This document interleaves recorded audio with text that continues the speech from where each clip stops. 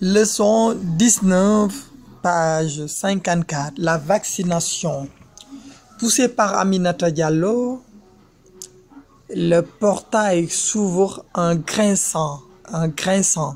nee na ki ko pousse ki ko bëmër par Aminata Diallo moom buur le portail s'ouvre nee na buntu bi s'ouvre en grinçant nee na buntu bi ubbeeku di xereñcewaalewu mooy muy def benn bruit dégg nga mooy buntu boo ko buuxee ni muy def rek mooy grincer.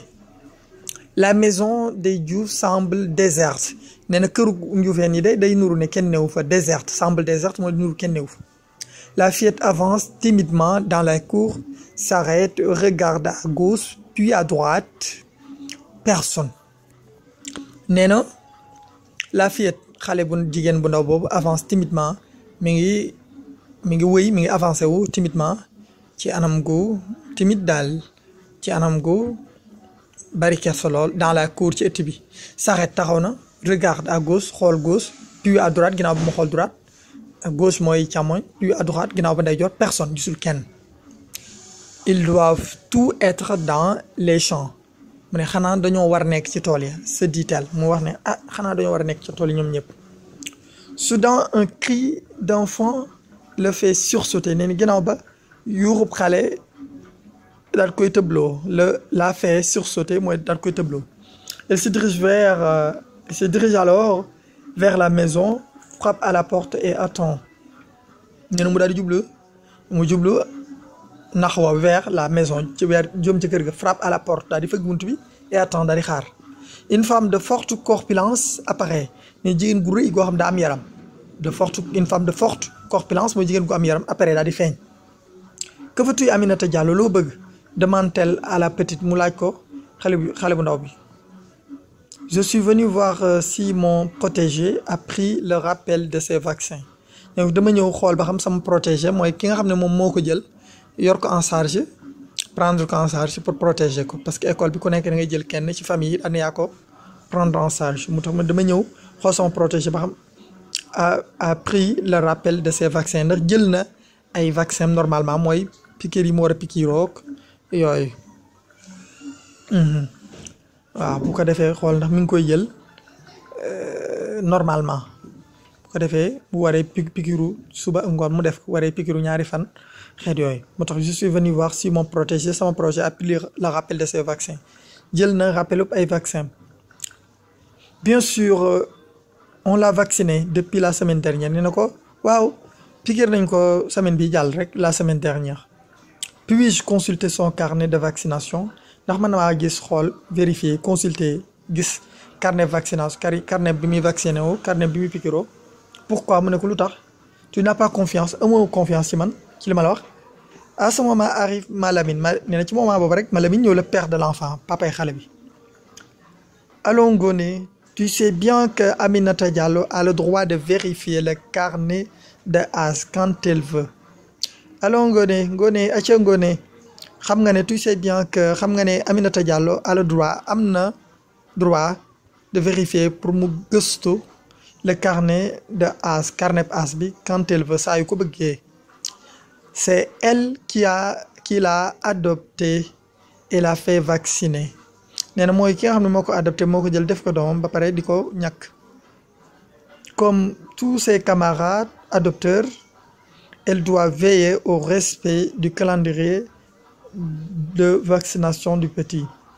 nee na comme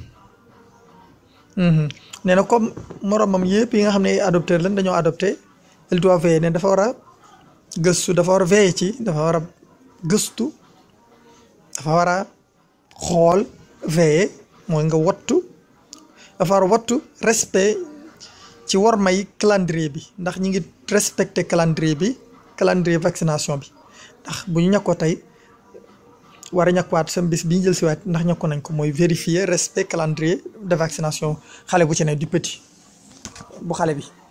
C'est ainsi seulement que notre fils sera protégé contre les 7 maladies visées par la PEV. nee na ci nii rek c'est ainsi seulement ci nii rek notre fils ci la suñu doom ji doone koo xam ne dana doon ku ñu wat sera protégé contre dana doon ko nara wattu ku nara mucc ci juróom-ñaari feebar yi les 7 maladies visées yi nga xam ne moom lay PEV visé nga xam ne ñoom la ñu jublu mooy seen hadaf. La diphtérie xeetu maladie la, le tétanos xeetu maladie la poliomyélite tamit xeetu maladie la coqueluche moom xeetu maladie la nga ngeen xam ne ay maladie rek xëy na duñu am temps détaillé ci ne xeet la fièvre jaune ak la tuberculose et la rougeole yooyu yëpp ay xeetu maladie yoo xam ne dañ leen ñuy piqûre xale yi pour wattu leen ci. Ngoné hésite un moment puis va chercher le carnet qu'elle remit à la fillette. Ngoné daal di hésiter benn jamono ginnaaw ba puis daal di dem va chercher le carnet daal dem seeti carnet ba qu'elle remit à la fillette bi mu jox xale bu jigéen bu ndaw boobu. Il faut dire à tes amis du quartier d'aider Aminata Diallo à faire son travail, reprit Malamine, car l'élève qui adoptera le plus d'enfants recevra comme récompense une invitation à se rendre à New York au sommet mondial de l'enfance. Nee na il faut ngeen wax seen xarit à tes amis du quartier seen xarit ci quartier bi ñu dimbali d'aider Aminata Diallo à faire son travail pour mu def liggéeyam. Repris Malamine moo wax loolu mu ne car l'élève qui adoptera le plus d'enfants nee na ndax élève bi nga xam ne mooy adopté li ëpp ci xale yi recevra comme récompense dana jot comme neexal une invitation benn invité à se rendre à New York pour mu dem New York au sommet mondial ci daje mondial de l'enfance boobu sommet mondial de l'enfance mooy daje bi ñuy daje pour xale yëpp ci àdduna bi waaw dañuy am nag xale yi ñu tànn rek ñu représenté fa xale yëpp. Ne veux-tu pas que notre Aminata Diallo aille en Amérique xanaa bëggoo sunu Aminata Diallo bi dem Amérique. En graissant mot expression difficile en graissant mooy en faisant un bruit aigu nee na mooy defaale bruit bu tar par frottement mooy frottement booy frotter dara nii. Une femme de forte corpulence mooy une femme à la fois grande et grosse mooy ne jigéen goo xam dafa njool ba pare rëy mooy une femme de forte corpulence.